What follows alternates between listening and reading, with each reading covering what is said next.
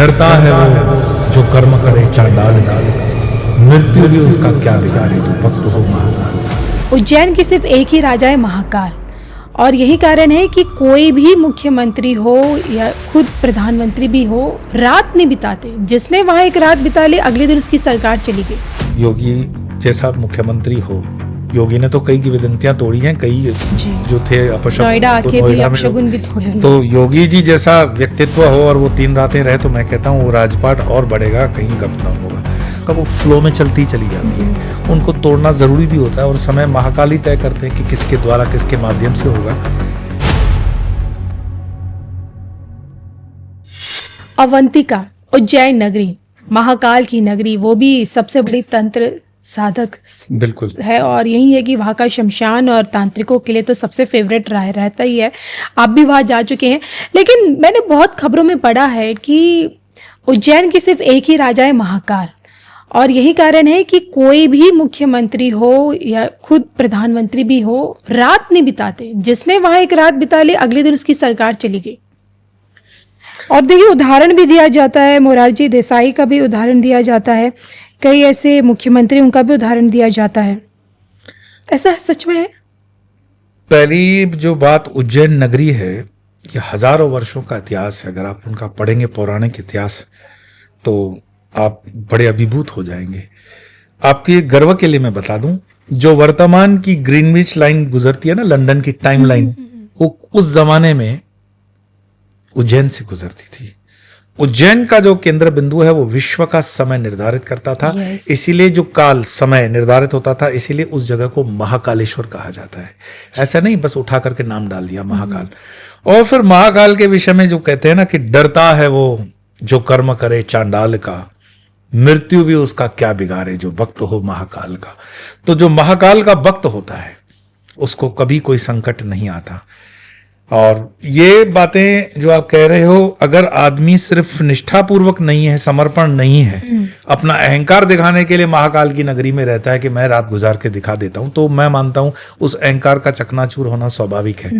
लेकिन कोई योगी जैसा मुख्यमंत्री हो, योगी ने तो कई की विदंतियां तोड़ी हैं, कई जो थे अपशगुन, नोएडा आके भी अपशगुन भी तोड़े। तो योगी जी जैसा व्यक्तित्व हो और वो 3 रातें रहे, तो मैं कहता हूँ वो राजपाट और बढ़ेगा, कहीं गप ना होगा। और जो खुद मतलब ये जो बातें चलती है, क्या होता है फिर उसका वो फ्लो में चलती चली जाती है, उनको तोड़ना जरूरी भी होता है, और समय महाकाल ही तय करते हैं कि किसके द्वारा किसके माध्यम से होगा। बट ये मानना पड़ेगा कि तंत्र की साधना के लिए महाकाल का ये भूमि उज्जैन या महाकालेश्वर जो है, ये बहुत जागृत स्थान है। और बहुत सी मंदाता से लेकर के बहुत सी मतलब पौराणिक चीजों को अगर जोड़ें तो समय कम पड़ जाए, इतना विस्तार है इसका। शिप्रा नदी है और हमारे कुंभ की नगरी बनती है ये, तो बहुत बड़ा विस्तार है। हजारों वर्षों की एक सनातन की कहानियां उसके साथ जुड़ी हुई हैं, और बड़ा वाइब्रेंट, मैं कहूँगा जागृत स्थान। और आपने वहाँ के साधक और अघोरियों की साधनाओं के विषय में तो कई चीजें सुनी पड़ी हैं। अद्भुत रहस्यमयी जगह है। एक साधक के लिए एक बार महाकालेश्वर का दर्शन अति आवश्यक है, करना चाहिए। आप भी कर चुके हैं महाकाल के दर्शन? बिल्कुल। शमशान जाके आपने भी साधना की है वहां पे? ये जरूरी नहीं है कि साधना में मैं कहूँ कि शमशान ही साधना रहेगा। वैसे शमशान को इस तरह से अपना लो, मैंने किसी संत के मुख से सुना है कि हमने गलती कर ली है समाज में कि शमशानों को हमने शहरों से बाहर बनाया है। वास्तविकता जीवन की जो है वो मृत्यु है, और मृत्यु कोई हमारा अंत नहीं है। मृत्यु मात्र परिवर्तन है, काया का परिवर्तन है, छाया का परिवर्तन है। उस परिवर्तन को अगर समझ जाओगे, जिसको स्वामी विवेकानंद कहते हैं कि हिंदू धर्म teaches you how to die, art of dying, मृत्यु की कला सिखाता है हिंदू धर्म। तो इस मृत्यु से भय कैसा? तो जब मृत्यु से भय ना हो, तो उस मृत्यु को अपने भीतर उस तरह से उत्सव की तरह लो, और उसी उत्सव में जो परमात्मा से हम जुड़ते हैं, वो क्षण है अपने परमात्मा, अपने इष्ट से मिलने का। तो जिस दिन आपके भीतर से मृत्यु का भय निकल गया, उस दिन आप अपने इष्ट के और करीब हो जाते हो। तो मृत्यु के राजा कौन? तो महाकालेश्वर भगवान शिव। आप शिवाइट हो, वैष्णवाइट हो, लिंगायत हो, आओगे तो शिव जी के पास ही अंत में। तो उस शिव की साधना, क्योंकि शिव कहते हैं शमशान में बसता है, शमशानों में रहता है। शमशानों में रहने का मतलब ये नहीं है डराना करना, शमशान का मतलब है विरक्ति, शमशान का मतलब है डिटैचमेंट। शमशान का जब वो विभूति का त्रिपुंड लगाते हैं तो भस्म का त्रिपुंड लगाने का मतलब ही यही है कि संसार के सारे पदार्थों को त्याग करके मैंने वैराग्य को अपनाया है। ये सब भस्मीभूत होने वाला है। इसका प्रतीकात्मक मात्र इतना ही अर्थ है कि संसार में जो कुछ है वो सब नश्वर है। और इसी को मैंने 3 सत्व रजतम में लगाया, भूर्भुवः स्वः में लगाया। त्रिपुंड का बहुत बड़ा और भी अर्थ है, और वो भस्म का लगाने का इतना ही अर्थ है। तो अपने इष्ट से, शिव से, सत्य से हम जब एकाकार होते हैं तो उससे भयभीत होने की आवश्यकता नहीं। और अगर मन के अंदर वैराग्य आ ही गया तो आपने मन में ही शमशान बसा दिया है। तो शमशान की साधना शमशान में नहीं होती है, मन में भी होती है। जो रामकृष्ण कहते हैं वने मने और कोने, तो मन की जो साधना है, अपने मन में शमशान को बसा ही दिया तो फिर बिल्कुल आप डिटैच हो जाते हो। कहते हैं कि यही महाकाल लोक में एक गुफा ऐसी है जहाँ भैरव बाबा को मदिरा पान भी कराया जाता है। तो ये कोई अधर्म तो नहीं है, ये कोई गलत तो नहीं है। हमारे शास्त्र है, हमारी परंपरा है, हमारा सनातन का धर्म है। कुछ टुच्चे हल्के किस्म के लोग हैं जो उस पर कमेंट वगैरह करते हैं। भाई मुझे एक सीधा साधारण सी बात बताओ, आपके पास पेट्रोल की इंजन वाली गाड़ी होती है तो आप उसमें पेट्रोल डालते हो, आपकी गाड़ी डीजल की है तो डीजल डालते हो, सीएनजी है तो सीएनजी डालते हो, सोलार है तो सोलार डालते हो। तो जो दैविक तत्व, जैसे मानो हमारी फौज लड़ने जा रही है और उसमें जो रेजिमेंट्स हैं, अगर उनको आप खान पान ही बिल्कुल घास फूस वेजिटेरियन दे दोगे तो वो क्या शत्रुओं से लड़ पाएगी? तो जो क्षत्रिय बल है वो क्षत्रिय बल आपको मिलेगा आपके क्षत्रिय खान पान से।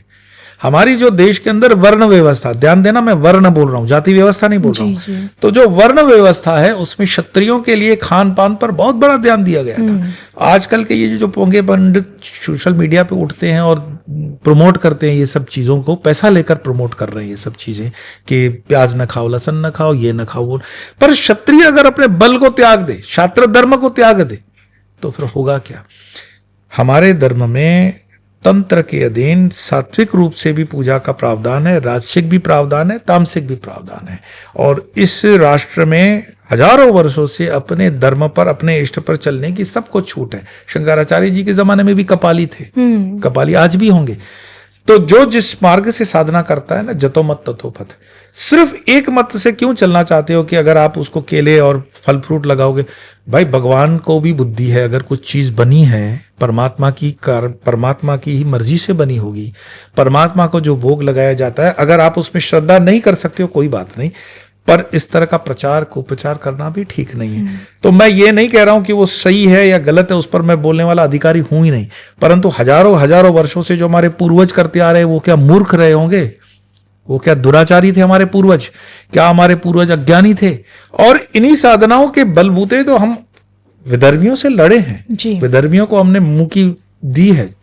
तो उस चीज पर थोड़ा गहरे से अध्ययन करना पड़ेगा। और जो सचमुच में संत महात्मा इस तरह का कुप्रचार कर रहे हैं, उनको भी थोड़ा हमें समझना पड़ेगा कि ये क्यों कैसा कर रहे हैं। कहीं वो लिफाफा लेकर तो कुप्रचार नहीं कर रहे हैं। तो भैरव जी को जो मदिरा लगती है, लेकिन मदिरा क्यों लगती है ये समझना चाहती हूँ। हाँ, उनको प्रसाद में क्यों भोग लगाया जाता है? आप मुझे एक चीज बताओ, जब माँ को बच्चा पैदा होता है तो आप मुझे ये बताओ, मैंने कहीं भी ये प्रश्न नहीं पढ़ा कि बच्चा पैदा होते दूध ही क्यों पीता है? भाई उसको पेप्सी पिला दो, कोला पिला दो। माँ के पास तो दूध ही होता है। माँ के पास दूध होता है, लेकिन विश्व में हर प्रकार के पदार्थ है, उनसे भी तो बच्चा जिंदा रह सकता है ना। मैंने जैसे आपको बताया कि पेट्रोल की गाड़ी में पेट्रोल क्यों डालते हो, डीजल डाल दो। वो तो वो तत्व है, तत्व है। ओके, इसको तत्व रूपेण समझेंगे कि जो जिस चीज से चलता है उसी चीज से ही उसको चलाया जाएगा। जैसे ऊपर सैटेलाइट चलती है तो उसका फ्यूल अलग होता है। आप ये नहीं बोलते साधारण पेट्रोल पंप से पेट्रोल डाल के उसको ऊपर पहुंचा दूंगा। तो हर एक चीज के अंदर ईंधन है। तो वो जो ईंधन है, अग्नि, जिसको अंग्रेजी में इग्नाइट कहते हैं, वो अग्नि जो तत्व रूपेण जागृत करने के लिए चाहिए। तो किसी को जागरण करने के लिए हो सकता है पानी के छींटों से भी जागृत करते हो, किसी को जागृत करने के लिए आपने देखा है अलग अलग पदार्थों की चलती है। भैरव तत्व की जो साधना है वो तत्व थोड़ा उग्र है। और उग्रता में आपको जब इंजन में आग ज्यादा जलानी होती है तो कोलसे ज्यादा डालने पड़ते हैं, या गैस फ्यूल या पेट्रोल ज्यादा कंज्यूम करना पड़ता है। इसको पूरी तरह से मैं समझाने भी जाऊं तो आपके कितने साधक यहाँ साधक हैं और कितने सिर्फ सुनने वाले हैं जो इस चीज को समझेंगे। तो इस चीज को समझने के लिए पहले तो समर्पण भाव से हमारा मन खुला हो, तभी इसको समझ पाएंगे। मदिरा अपने आप में वारुणी कही गई है। जब अमृत मंथन हो रहा था तो उसमें से वारुणी निकलती है। इसके अलग अलग नाम हुए, फिर सोमरस हुआ, वारुणी हुआ, मदिरा हुआ, प्रथमा हुआ। आप देशकाल परिस्थिति से अपने स्वयं के उपयोग के लिए अगर इसका दुरुपयोग कर रहे हो तो गलत है। हम लोग जब मदिरा चढ़ाते हैं भैरव जी को तो उसका प्रसाद कभी वापस नहीं लाते हैं। हम अधिकारी नहीं है, क्योंकि पिता जो है वो पिता ही रहता है, संतान का अधिकार उसमें नहीं आता है। ठीक है, आपने सम्मान पूर्वक अपने मस्तक पर चढ़ा लिया, लेकिन ये पूजन कोई ऐश अशरत करने के लिए या अपनी जबान को सांत्वना देने वाली चीजें नहीं है, परंतु तत्व रूपेण उस तत्व में उसको इग्नाइट करने के लिए, उसको बल बढ़ाने के लिए इन चीजों का उपयोग होता है। और तंत्र में प्रत्येक चीज का विस्तार पूर्वक उल्लेख है।